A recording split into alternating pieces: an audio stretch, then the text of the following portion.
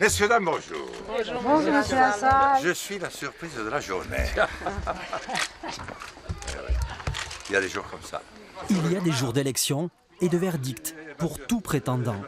Jean Lassalle, maire de Lourdes-Dios-Icher depuis 40 ans, savoure sa dernière journée de candidat. Une embrassade avec une admiratrice venue spécialement d'Italie. Quelques mots en béarnais avec les vieux amis, avant d'aller jeter ses dernières forces dans la bataille. Vive la France, vive la civilisation. À voter. Signe. Jean Lassalle, le candidat atypique, sans filtre, s'est envolé vers Paris, en famille, en milieu d'après-midi. 1 heure de vol, 1 heure de répit, après des semaines de campagne. Je sens que j'ai besoin de me reposer, parce qu'il va y avoir un deuxième tour, et puis ensuite, pas mal de travail. Mais je l'ai là. Et là.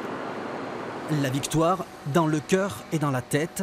À cet instant, Jean Lassalle y croit toujours, persuadé d'être au second tour. L'adhésion populaire qu'il suscite à chaque rencontre a de quoi surprendre. Mais au fur et à mesure que la journée avance, la tension monte.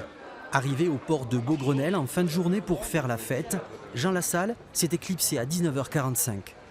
20h, les résultats tombent, 1,2%. 433 000 votants ont choisi Jean Lassalle. On espérait faire mieux, mais ce qui a été semé, je suis convaincu que c'est énorme. On est inquiet pour la France, parce que Le Pen-Macron, c'est inimaginable.